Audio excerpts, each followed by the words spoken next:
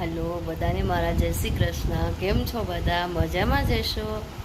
અને આજે અમારા યુટ્યુબમાં મારો પહેલો બ્લોગ છે, તો પ્લીઝ તમે બધા કહેજો તમને કેવો લાગે, અને જો કાંઈ ભૂલ પણ હોય તો પણ જણાવજો. તો ચાલો હું તમને મારી લાઈફ વિશે બતાવીશ. આજે પહેલો દિવસ છે. તો મારું નામ છે કૃપાલી વાળા, અને હું એક ફૌજી વાઈફ છું. અને જો અમે લોકો તો આર્મી ક્વાર્ટરમાં રહીએ છીએ. તો ચાલો હું તમને મારું ડેઈલી રૂટીન બતાવીશ કે અમે ડેઈલી શું કરીએ છીએ અહીંયા. અને હું તો અહીંયા અરુણાચલ પ્રદેશમાં છું, તો અહીંયા મારું આર્મી ક્વાર્ટર પણ હું તમને લોકોને બતાવીશ કે કેવું છે અહીંયા, અમે બધા કેવી રીતે રહીએ છીએ, અમે કોણ કોણ રહીએ છીએ, એ બધું જ તમને બતાવીશ. ઓકે, તો જોડાઈ રહેશો. તો ચાલો હવે આપણે રસોઈ બનાવી નાખીએ, કેમ કે હમણાં ફૌજી સાહેબ આવી જશે જમવા. તો ચાલો ગાઈસ, ચાલો આપણે દાળ ભાત તો મૂકી દીધા છે. તો દાળ ભાત શાક ને રોટલી બનાવવાનું છે. તો ચાલો બનાવીને બતાવીશ તમને લોકોને.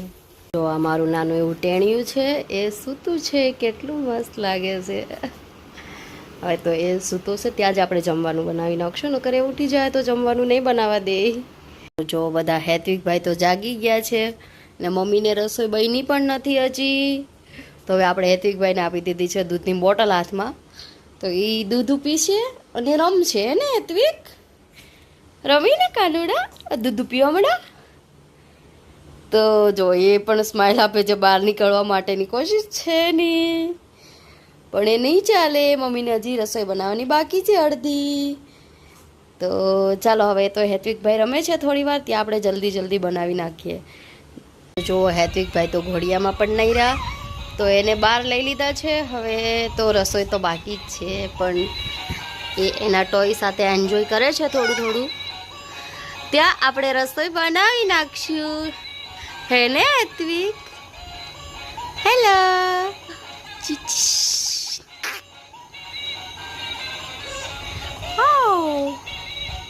હેત્વિક, હેત્વિક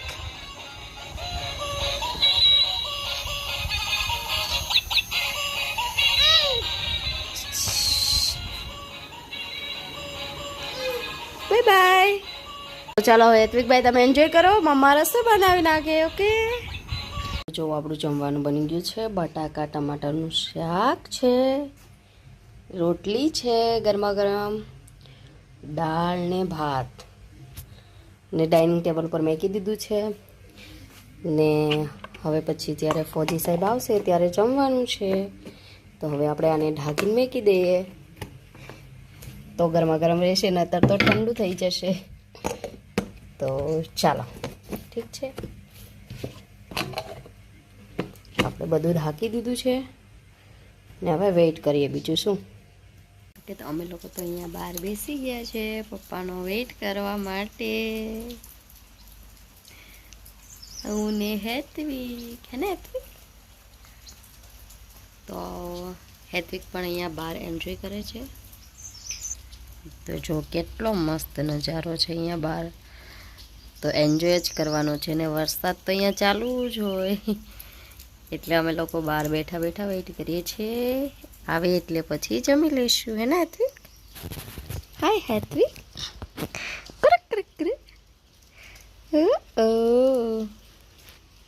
જો અહીંયા ગરમ પાણી કરવાનું પણ છે, કેમ કે અહીંયા લાઇટનો ઇસ્યુ બહુ હોય ને, એટલા માટે અહીંયા ગરમ પાણી કરવાનું રાખે, તો એ પણ છે. તો જો હવે ફૌજી સાહેબ આવી ગયા છે, તો એ હવે હેત્વિકને રમાડવા મળ્યા છે ને. તો ચાલો હવે આપણે લોકો જમી લઈએ.